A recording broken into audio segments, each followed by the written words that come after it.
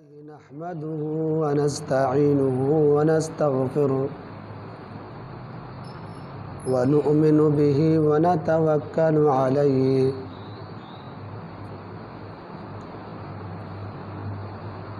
ونعوذ بالله من شرور أنفسنا ومن سيئات أعمالنا من يهده الله فلا مضل له ومن يضلله فلا هادي له وأشهد أن لا إله إلا الله وحده لا شريك له وأشهد أن محمدًا عبده ورسوله أرسله بالحق بشيرا ونذيرا وداعيا إلى الله بإذنه وسراجا منيرا أما بعد فإن خير الحديث كتاب الله وخير الهدي هدي محمد صلى الله عليه وسلم وشر الأمور محدثاتها وكل محدثة بدعة وكل بدعة ضلالة وكل ضلالة في النار فأعوذ بالله من الشيطان الرجيم بسم الله الرحمن الرحيم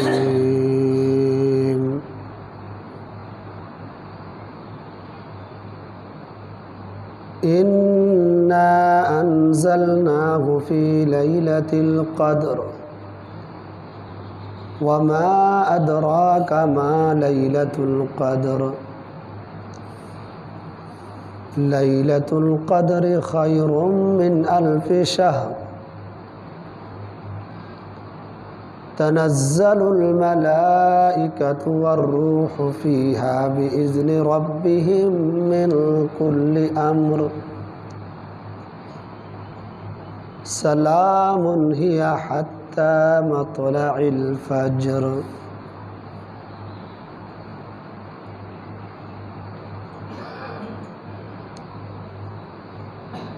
وجاء في الحديث الصحيح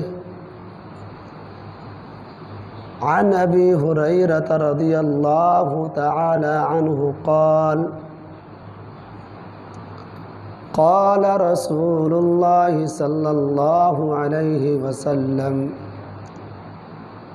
من لم يدع قول الزور والعمل به فليس لله حاجة أن يدع طعامه وشرابه رواه البخاري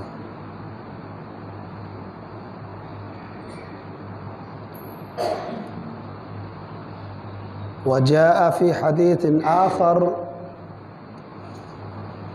عن أبي هريرة رضي الله تعالى عنه قال قال رسول الله صلى الله عليه وسلم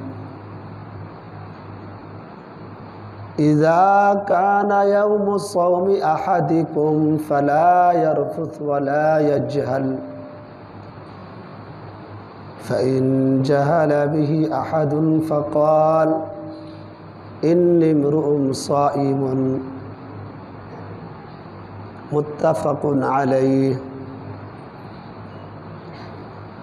وجاء في حديث آخر قال النبي صلى الله عليه وسلم من قام ليلة القدر إيمانا واحتسابا غفر له ما تقدم من ذنبه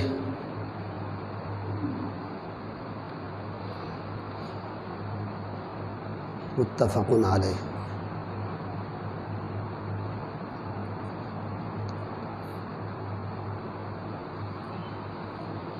اللهم علمنا ما ينفعنا وانفعنا بما علمتنا وارزقنا الإخلاص في القول والعمل. اللهم علمنا ما ينفعنا وانفعنا بما علمتنا وارزقنا الإخلاص في القول والعمل. رب اشرح لي صدري ويسر لي أمري واحلل عقدة من لساني يفقهوا قولي. رب اشرح لي صدري ويسر لي أمري واحلل عقدة من لساني يفقهوا قولي. رب اشرح لي صدري ويسر لي أمري واحلل عقدة من لساني يفقهوا قولي.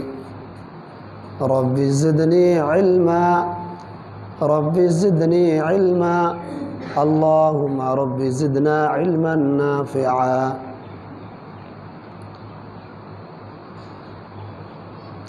سب سے پہلے اللہ رب العالمین کی حمد و ثنا، تعریف و توصیف،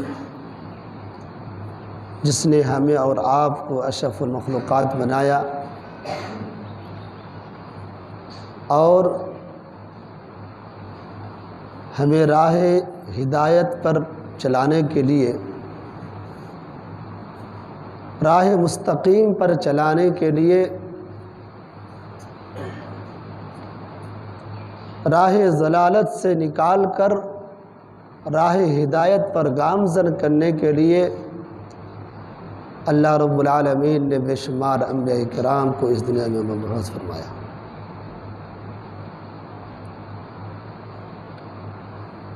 تمام قسم کی تعریف توصیف ہو اللہ رب العالمین پر، اللہ رب العالمین کے لیے، اس کے بعد بے شمار درود و سلام نازل ہو ہمارے آخری نبی تاجدار مدینہ احمد مجتبی محمد مصطفیٰ رسول عربی صلی اللہ علیہ وسلم پر۔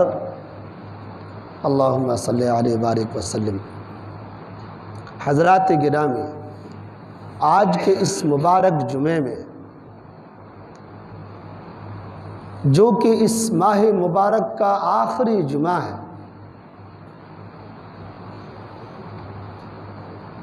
اور یہ ماہ مقدس ہم سے جدا ہوا چاہتا ہے، میں چاہتا ہوں کہ اس آخری جمعے میں میں آپ لوگوں کے سامنے رمضان کے آخری عشرہ، خصوصاً شب قدر کی جو فضیلت ہے، اس تعلق سے کچھ باتیں عرض کروں۔ اس کے بعد پھر صدقۃ الفطر کی کیا اہمیت ہے، اس کا کیا حکم ہے، صدقۃ الفطر نکالنے کا کون سا صحیح وقت ہے،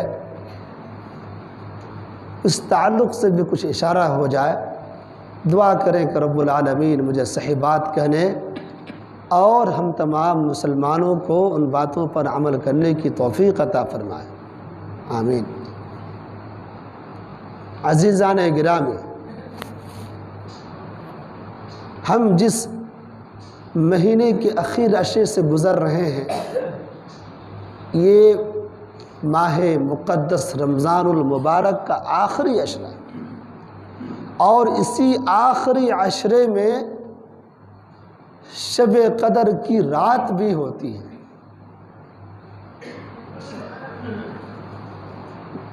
میرے بھائیوں، اللہ رب العالمین نے اس امت محمدیہ پر رحم و کرم کا معاملہ یہ کیا کہ اللہ رب العالمین نے دنوں میں بعض دنوں کو فضیلت بخشی۔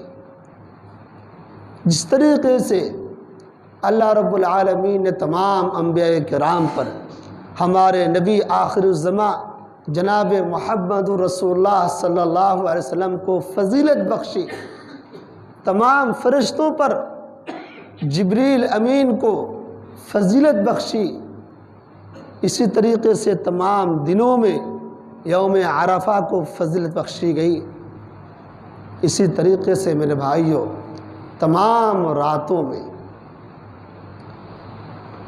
شب قدر کی رات کو فضیلت عطا کی ہے۔ اس ماہ مبارک کی جو اس شب قدر کی جو رات ہے، اس رات کی جو فضیلت ہے میرے بھائیوں، اس کی فضیلت کو سمجھنے کے لیے بس اتنا کافی تھا کہ رب العالمین نے اس رات کے نام سے ایک سورت کا نام رکھا، قرآن مقدس میں ایک سورت کا مکمل نام رکھا، سورہ القدر۔ اس سورت میں اللہ رب العالمین نے اس رات کی اہمیت کو اجاگر کیا، چنانچہ اللہ رب العالمین نے ارشاد فرمایا اِنَّا أَنزَلْنَاهُ فِي لَيْلَةِ الْقَدْرِ، کہ اے لوگو ہم نے قرآن مقدس کو، قرآن کریم کو، قرآن مجید کو، جو انسانیت کے لیے رب کی طرف سے آخری پیغام ہے، جو رب کا آخری پیغام انسانیت کے نام ہے، اس عظیم کتاب کو ہم نے اس رات میں نازل کیا، شب قدر کی رات میں نازل کیا۔ پھر رب العالمین نے شب قدر کی اہمیت کو بتاتے ہوئے سوال کیا کہ وَمَا أَدْرَاكَ مَا لَيْلَةُ الْقَدْرِ، اے لوگو تمہیں معلوم بھی ہے کہ شب قدر کی رات کی کیا اہمیت ہے، شب قدر کی رات کی کیا اہمیت ہے، تم جانتے بھی ہو، تمہیں اس کی خبر بھی ہے؟ پہلے سوال کیا، پھر رب نے خود جواب دیا لیلۃ القدر خیر من الف شہر، کہ لیلۃ القدر ایک عظیم رات ہے، جو رات 1000 مہینوں سے افضل ہے، 1000 مہینوں میں عبادت کرنے سے بھی افضل شب قدر کی ایک رات میں عبادت کرنا ہے۔ شب قدر بھی ایک رات اگر کوئی انسان عبادت کرتا ہے تو اسے 1000 سال بھی عبادت کرنے سے بھی زیادہ ثواب ملتا ہے، اس سے بھی زیادہ بہتر ہے۔ کتنا بہتر ہے یہ رب کو معلوم ہے۔ 1000 مہینہ میرے بھائیوں، 1000 گھنٹہ نہیں، 1000 دن نہیں، 1000 مہینہ،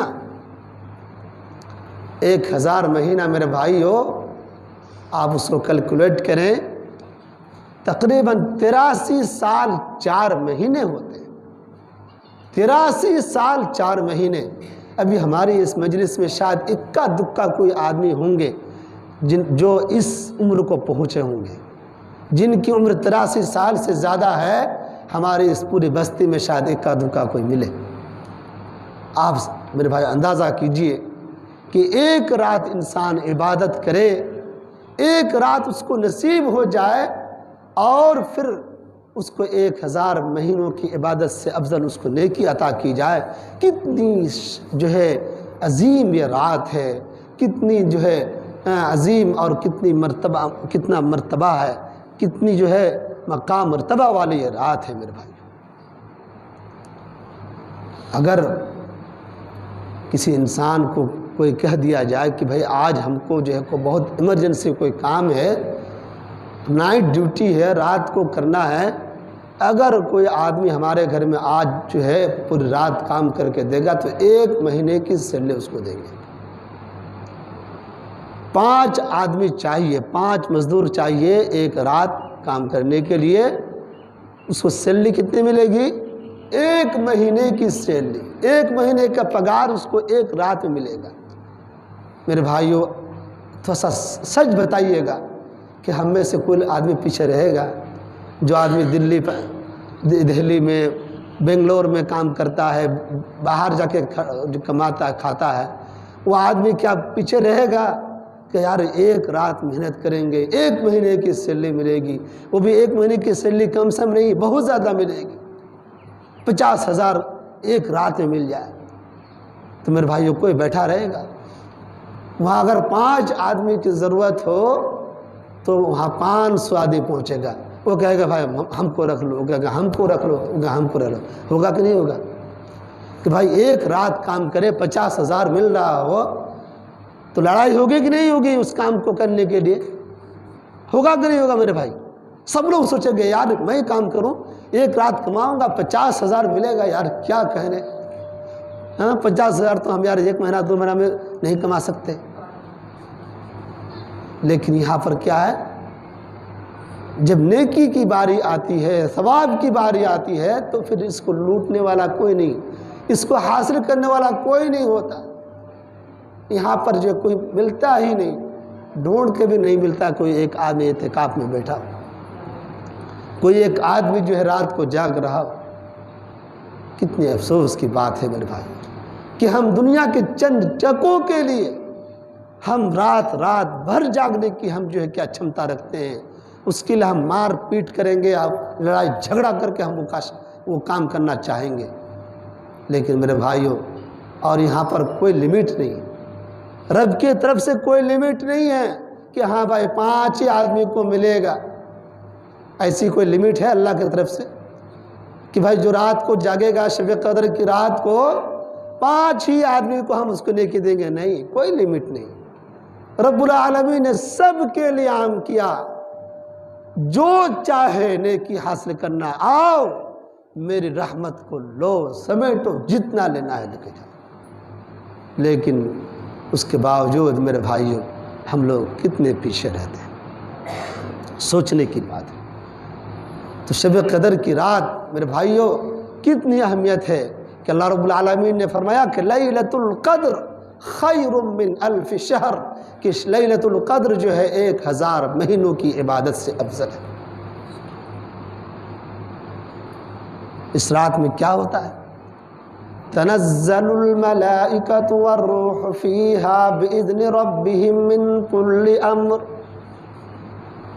اس رات کو فرشتے اور جبریل امین اس رات کو اترتے ہیں رب العالمین کی طرف سے، تمام ہر قسم کے امور کو لے کر کے، احکام کو لے کر کے اترتے ہیں. سلام ہی حتی مطلع الفجر. اور یہ پوری رات سراپا امن و سلامتی والی رات ہوتی ہے. طلوع فجر تک پوری کی پوری رات امن و سلامتی والی رات ہوتی ہے. اس رات کو رب العالمین نے دوسری آیت میں مبارک رات کہا. فرمایا سورہ دخان کے اندر، انا انزلناہ فی لیلۃ مبارکۃ فیہا یفرق کل امر حکیم، کہ اے لوگو ہم نے اس کلام مقدس کو مبارک رات میں نازل کیا. یہ مبارک رات میرے بھائیوں، اس سے مراد شب قدر ہی کی رات ہے. بعض لوگ اس سے سمجھتے ہیں کیا کہ یہ شعبان کی 15ویں رات ہے. لیکن یہ میرے بھائیوں یہ غلط سمجھ ہے، غلط فیلنگ ہے.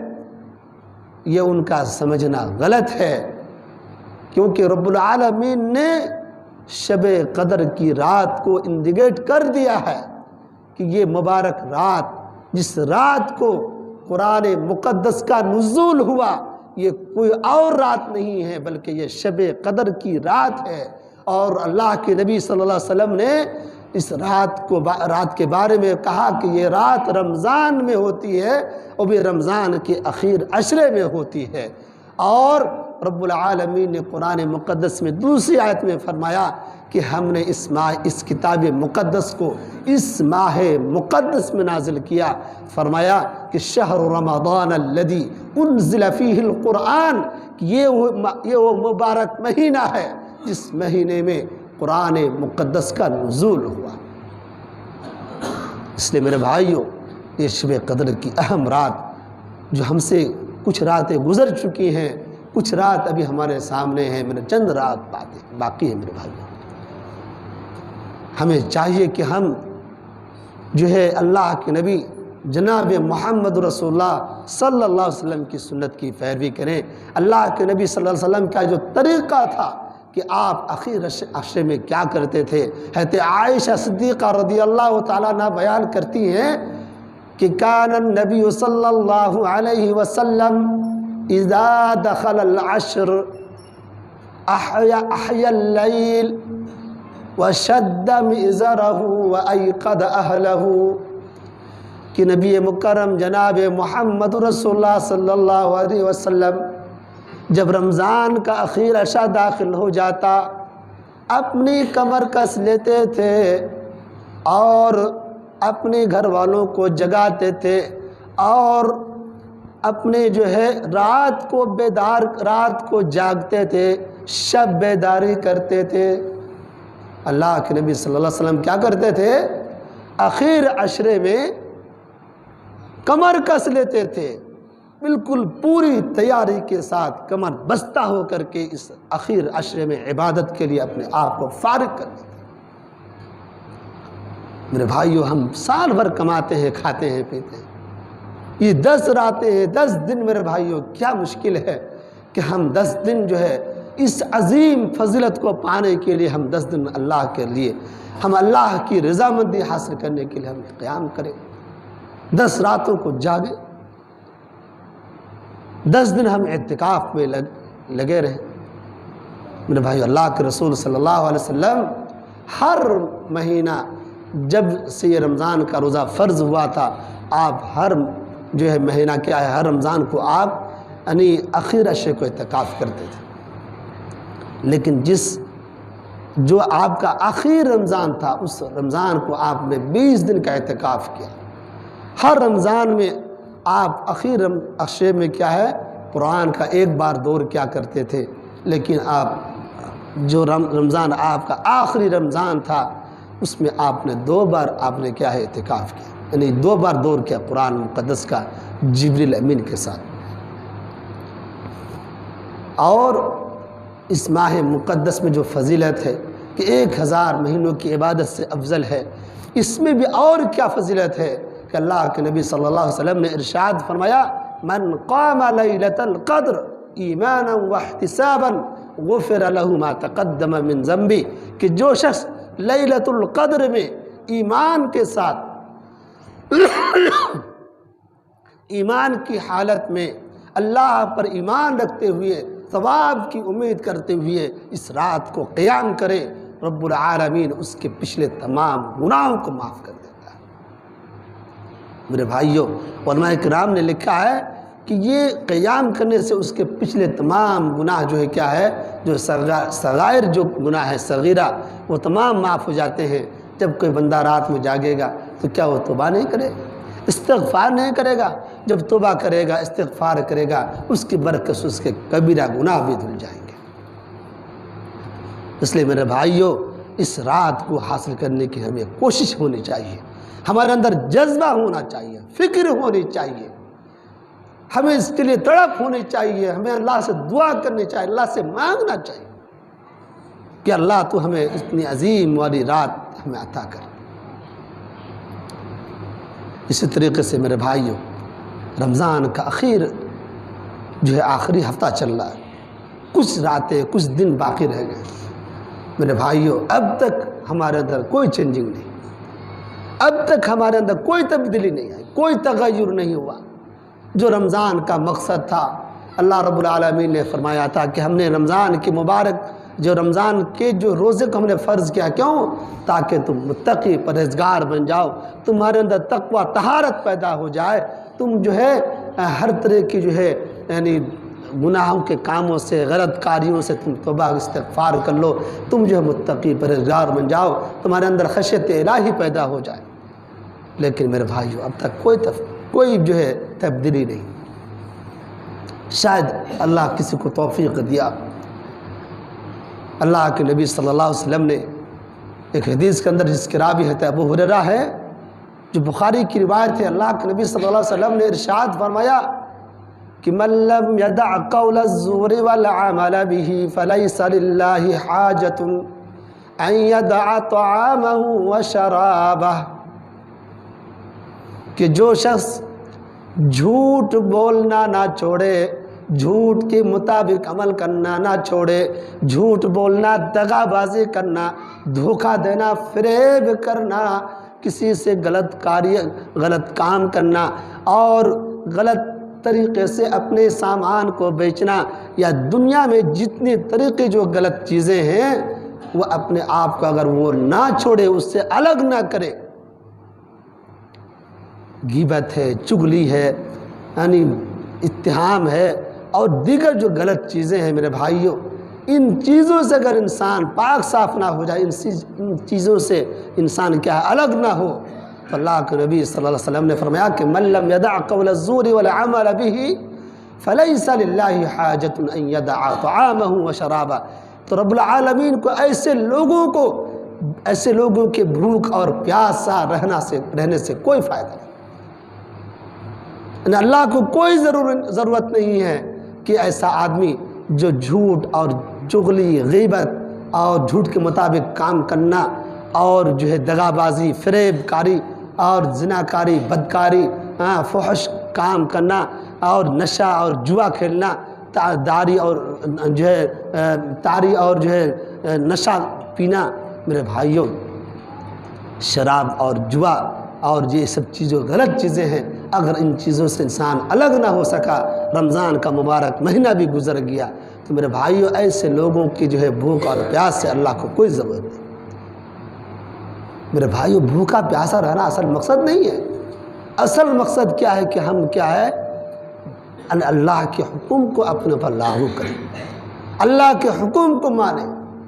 جب ہم اللہ کے حکم کو مانتے ہوئے ہم کھانا چھوڑ سکتے ہیں، پینا چھوڑ سکتے ہیں، اللہ کے حکم کو مانتے ہوئے ہم اپنے بیویوں سے جو ہے جماع کرنا چھوڑ سکتے ہیں، تو میرے بھائیوں جو انسان کے لیے کھانا ضرورت ہے، پینا ضرورت ہے، اور تمام قسم کی ضرورت کی چیزیں انسان کیا اپنے جو ہے مرضی کے مطابق جو کرتا ہے، وہ ان تمام چیزوں کو اللہ کے حکم کو مانتے ہوئے چھوڑتا ہے، تو انسان کیوں نہ جن باتوں سے اللہ نے منع کیا، جس کو حرام کیا، ان باتوں سے کیوں نہ انسان الگ ہو جائے۔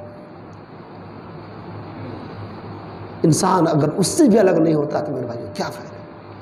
اس لیے میرے بھائیوں یہ رمضان کا اخیر جو ہے ہفتہ ہے، آخری ہفتہ ہے، اخیر کا ایام ہے، ہمیں توبہ کرنا چاہیے، استغفار کرنا چاہیے، اللہ کی طرف رجوع کرنا چاہیے، کثرت سے ہمیں جو ہے کیا ہے استغفار پڑھنا چاہیے۔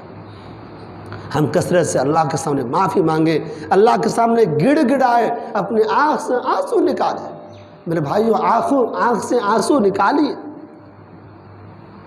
جو آدمی اللہ کے سامنے آنسو نکالتا ہے، اللہ کے نبی صلی اللہ علیہ وسلم نے فرمایا کہ جو آنکھ اللہ کے ڈر سے، اللہ کے خوف سے آنکھ سے آنسو نکال دے، وہ آنکھ کبھی جہنم میں نہیں جائے۔ اس لیے میرے بھائیوں اللہ کے سامنے رونا سیکھیے، اللہ کے سامنے گڑ گڑانا سیکھیے۔ میرے بھائیوں یہ چند دن ہیں، چند راتیں ہیں، اس کو غنیمت سمجھیے میرے بھائی۔ اور اگر کسی کو معلوم ہو جائے کہ یہ فلاں رات شب قدر کی رات ہے تو ہمیں کون سی دعا پڑھنی چاہیے؟ حضرت عائشہ صدیقہ رضی اللہ تعالیٰ عنہا نے نبی مکرم جناب محمد رسول اللہ صلی اللہ علیہ وسلم سے پوچھا کہ اللہ کے رسول اگر کسی رات کے تعلق سے ہمیں معلوم ہو جائے کہ آج شب قدر کی رات ہے تو ہم کون سی دعا اللہ سے مانگیں؟ تو اللہ کے نبی صلی اللہ علیہ وسلم نے ارشاد فرمایا کہ تم جو ہے یہ دعا کثرت سے پڑھا کرو، اللہم انک عفو کریم تحب العفو فاعف عنی، اللہم انک عفو کریم تحب العفو فاعف عنی، اللہم انک عفو کریم تحب العفو فاعف عنی۔ کثرت کے ساتھ یہ دعا پڑھیے۔ اس کے علاوہ بھی جو دعائیں ہیں، جو ضرورت ہے آپ کی، جو دنیاوی ضرورت ہو، اخروی ضرورت ہو، آپ اس کو مانگیے میرے بھائی۔ یہ دعائیں آپ کریں۔ اسی طریقے سے میرے بھائیوں یہ اب عید کا دن آ رہا اور ہمیں اللہ رب العالمین نے ہمارے اوپر ایک اور کرم کیا کہ رمضان کا ہم نے 1 مہینہ روزہ رکھا۔ روزہ رکھنے کے اندر ہم سے کچھ بھول چوک ہوئی، کچھ غلطیاں ہو گئی، کچھ کمی بیشی رہ گئی، کچھ کمی کوتاہی رہ گئی۔ اس کمی کوتاہی کو پر کرنے کے لیے، اس کو بھی جو ہے کیا ہے پورا کرنے کے لیے رب العالمین نے ایک اور اچھا موقع دیا، ایک اور اچھا موقع دیا۔ صدقۃ الفطر کو ہمارے پر واجب کیا۔ چنانچہ حضرت عبداللہ ابن عمر سے روایت ہے، وہ فرماتے ہیں کہ فرض رسول اللہ صلی اللہ علیہ وسلم زکاة الفطر صاعا من تمر او صاعا من عقط او صاعا من شعیر من كل حر او عبد ذکر او انثى وعلى صغیر او کبیر من المسلمین، کہ اللہ رب العالمین نے یعنی اللہ کے نبی صلی اللہ علیہ وسلم نے کیا ہے زکوٰۃ الفطر کو واجب کیا۔ ایک سا تقریباً میرے بھائیوں کیا ہے 2.5 سے 3.25 کلو کا ہوتا ہے، 3.25 کلو کا وزن یا 2.5 کلو کا ہوتا ہے۔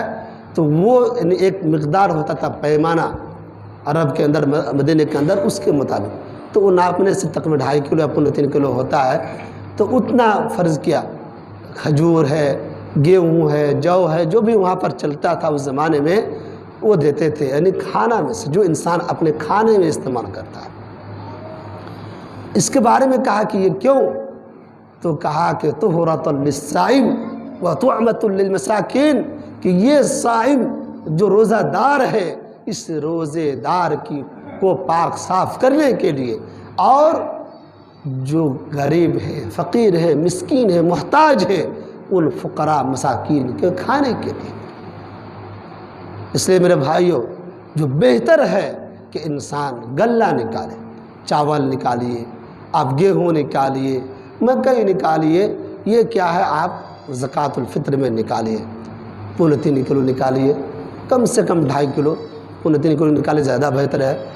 اسی طریقے سے میرے بھائیوں نکالنے کا جو صحیح وقت ہے، جو افضل وقت ہے، افضل وقت کیا ہے کہ جس دن عید کا چاند نکل جائے، عید کے چاند نکلنے کے بعد سے نکل کے یعنی عید الفطر کے لیے آپ جب عیدگاہ جائیں اس سے پہلے تک، یعنی چاند نکلنے کے بعد اور عیدگاہ جانے سے پہلے تک ہمیں کیا کرنا ہے؟ یہ صدقۃ الفطر نکالنا ہے، یہ افضل ترین وقت ہے۔ اسی طریقے سے جو جائز وقت ہے کہ کام چل جائے گا دینے سے، وہ جائز وقت کیا ہے کہ عید الفطر سے 1 دن یا 2 دن پہلے انسان دے تو چل جائے گا۔ اس کی دلیل ہے عبداللہ ابن عمر رضی اللہ تعالیٰ عنہ کی حدیث ہے کہ وہ کہتے ہیں کہ ہم لوگ جو ہے صدقۃ الفطر وہ یعنی عید الفطر سے 1 یا 2 دن پہلے نکالا کرتے تھے۔ میرے بھائیوں دونوں طرح کے حدیثیں ہیں کہ اللہ کے رسول جو ہے وہ کیا ہے یعنی عیدگاہ جانے سے پہلے نکالتے تھے، اور ہے عبداللہ ابن عمر کہتے ہیں کہ ہم لوگ کبھی کبھی کیا ہے عید الفطر سے 1 یا 2 دن پہلے بھی نکال دیا کرتے تھے۔ تو یہ جو ہے یہ جائز وقت ہے کہ آپ 1 دن یا 2 دن پہلے عید سے آپ نکال سکتے ہیں، لیکن اس سے پہلے کوئی نکالتا ہے 10 دن پہلے نکال دیا، 20 دن پہلے نکال دیا، رمضان شروع ہوا پھر نکال دیا پہنچا دو، نہیں میرے بھائی، یہ آپ کے لیے کیا یہ جائز نہیں ہے، آپ کا ادا نہیں ہوگا، آپ کا یوں ہی صدقہ ہوگا۔ جو صدقۃ الفطر ہے یہ صدقۃ الفطر آپ کا ادا نہیں ہوگا، آپ کو دوبارہ دینا ہوگا۔ اگر کسی نے غلطی کی ہے، اگر آپ نے پہلے نکال دیا ہوا ہے تو میرے بھائیوں آپ دوبارہ نکالیے گا۔ جو انسان جو آدمی اب تک نکال چکے ہیں پہلے، وہ کیا کریں؟ دوبارہ نکال دیجیے۔ کب نکالیں گے؟ یعنی جیسے اگر جمعرات کو عید ہے، اگر بدھ کے دن شام کو چاند نظر آتا ہے تو نظر آنے کے بعد صبح تک، اسی طریقے سے یا تو آپ چاہیں تو منگل کو یا سوموار کو بھی دے سکتے ہیں۔ اگر جمعہ کو عید ہوتی ہے تو آپ جو ہے منگل بدھ کو دے سکتے ہیں، جمعرات کو دے سکتے ہیں، جمعرات اور بدھ کو دے سکتے ہیں، اور افضل کیا ہے کہ چاند نکلنے کے بعد۔ یہ میرے بھائیوں صحیح وقت ہے۔ بعض لوگ کہتے ہیں کیا اس سے پہلے مولوی لوگوں کو معلوم نہیں تھا، ابھی نئے مولوی نئے فتویٰ دیا؟ میرے بھائیوں یہ غلط بات ہے۔ جو بھی بات آپ کو صحیح ملتی ہے، چونکہ ہم لوگ یہ اصل یہاں پر یہیں سے دین پھیلا نہیں ہے، اصل جو دین پھیلا ہے وہ کہاں سے پھیلا ہے؟ عرب سے پھیلا۔ یہ دین کا مصدر، یہ وحی کا نزول ہمارے انڈیا میں یہاں پر ہمارے کٹھیار میں نہیں ہوا کہ یہیں سے جو اصل بات ہو۔ میرے بھائیوں یہاں تک جو حدیثیں پہنچی، جو معلومات پہنچی، وہ اس وقت نہیں پہنچی تھی، یا لوگوں نے اتنا سرچ نہیں کیا یا اتنا دھیان نہیں دیا۔ تو میرے بھائیوں جو بھی بات ہم کو صحیح ملتی ہے ہم کو وہ کرنا ہے۔ جیسے آپ کسی اپنے بیٹے کا علاج کرا رہے ہیں یا اپنے باپ کا علاج کرا رہے ہیں، اب 5-7 ڈاکٹر کو دکھائے، علاج صحیح نہیں ہوا، اس کے بعد پھر کسی نے بتایا بھائی فلاں جگہ ایک ڈاکٹر ہے وہ بہت اچھا ہے، وہاں جاؤ، تو کیا کہیں گے؟ یار کیا ایسا ڈاکٹر کیا ڈاکٹر نہیں تھا؟ نہیں جائیں گے وہاں کیوں جائیں گے؟ اس کے بعد کیوں مانیں گے؟ اتنا ڈاکٹر یہاں 5-7 ڈاکٹر ہمارے کٹیہار میں ہے، ہم کیوں جائیں گے پورنیہ؟ کیوں جائیں گے دارجلنگ؟ کیوں جائیں گے ہم جو ہے پٹنہ؟ کیوں جائیں گے دلی؟ اگر کوئی اس طرح بولتا ہے تو غلط بات ہے کہ نہیں ہے؟ لیکن نہیں، 10 آدمی پوچھے گا اچھا بتاؤ بھائی کہاں جائیں یار، میرا منہ صحیح نہیں ہو رہا، میرا بیٹا صحیح نہیں مر رہا ہے ایک دم، کہاں لے کے جائیں، کہاں اچھا ہوگا؟ تو ہم 10 آدمی کے بارے پوچھیں گے، 50 ڈاکٹر فیل ہو گیا، کوئی بات نہیں ہے، وہاں پر تانا نہیں دیں گے۔ یہاں اگر کوئی ایک مسئلہ پہلے غلط تھا، جانکاری صحیح نہیں تھی، لیکن اگر بتایا جائے تو کہتے ہیں بھائی کیا بات ہے، پہلے کیا مولوی نہیں تھے؟ تو میرے بھائیو، آپ ڈاکٹر پر کیوں اعتراض نہیں کرتے؟ آپ دین کی باتوں میں آپ کیوں اعتراض کرتے ہیں؟ آپ کو جو بات صحیح پہنچ جائے، صحیح معلومات آپ تک پہنچ رہی ہے، آپ من وعن تسلیم کیجیے، آپ مانیے، فوراً آپ کو ماننا ہے، یہ ایمان کا تقاضا ہے۔ اگر آپ مسلمان ہیں، مومن ہیں، آپ کو اعتراض کرنے کا کوئی حق نہیں۔ اگر آپ کو شک ہو رہا کچھ ہو رہا تھا، آپ اور بڑے مولانا سے پوچھ سکتے ہیں، بڑے لوگوں سے رابطہ کیجیے کہ بھائی کیا یہ مسئلہ کیسا بہتر ہے، آپ رجوع کر سکتے ہیں۔ جس طرح بڑے ڈاکٹر کے پاس مشورہ لیتے ہیں، جاتے ہیں، آپ بڑے ڈاکٹر اور بھی مولانا ہیں ان کے پاس جا سکتے ہیں، لیکن آپ اعتراض کریں، آپ مذاق اڑائیں، یہ میرے بھائیو دین کا مذاق ہے۔ یہ کیا ہے؟ دین کا مذاق ہوگا، آپ گناہ جو ہے آپ کے خاتمے گناہ لکھا جائے گا، اس لیے مذاق نہ اڑائیں۔ اللہ رب العالمین سے دعا کریں کہ رب العالمین ہمیں اور آپ کو جو ہے کہنے سننے سے زیادہ عمل کرنے کی توفیق عطا فرمائے۔ رب العالمین جو آخری ایام ہیں، ہمیں کثرت کے ساتھ عبادت میں جی لگانے کی ہمیں توفیق عطا فرمائے۔ رب العالمین ہمارے تمام پچھلے گناہوں کو رب العالمین معاف فرمائے۔ رب العالمین ہم سے جتنی کمی کوتاہی ہو گئی، ہم سے جتنے بھی اللہ ہم نے گناہ کیا، یا اللہ ہم نے جانے انجانے میں، یا اللہ دن کے اجالے میں، رات کے اندھیرے میں، ہر ناحیے سے اللہ ہمیں جو بھی ہم سے گناہ ہو چکا، رب العالمین تو سب کو جانتا ہے، تو ہر چیز سے باخبر ہے۔ رب العالمین تو اپنے کرم سے، اپنے فضل سے ہم سب کے تمام گناہوں کو معاف فرما۔ رب العالمین جو ہم میں بیمار ہیں، رب العالمین کو تمام بیماروں کو اللہ تو شفا عاجل کامل عطا فرما۔ رب العالمین جو یہ وبا پھیلی ہوئی ہے، یہ وبا یا اللہ، ان وبا سے، ان بیماریوں سے، ان تمام قسم کے یا اللہ فتنوں سے رب العالمین ہم تمام انسانیت کی، خصوصاً ہم مسلمانوں کی یا اللہ اس کی حفاظت فرما۔ رب العالمین جو ہم میں بیمار ہیں ان کو اللہ ہر طرح کی بیماری سے شفا عاجل کامل عطا فرما۔ جو مومن مومنہ مرد عورت چھوٹے بڑے اللہ ہم سے رخصت ہو چکے ہیں، رب العالمین جو قبروں میں جا چکے ہیں ان کی مغفرت فرما۔ رب العالمین ان کی جو ہے درجات کو ان کو بلند فرما، ان کے تمام گناہوں کو معاف فرما۔ رب العالمین تو ہمیں کہنے سننے سے زیادہ عمل کرنے کی توفیق عطا فرما، ہمیں دین پر چلنے کی توفیق عطا فرما، دین کی اہمیت ہمارے دلوں میں اجاگر فرما، کتاب و سنت کی روشنی عام فرما۔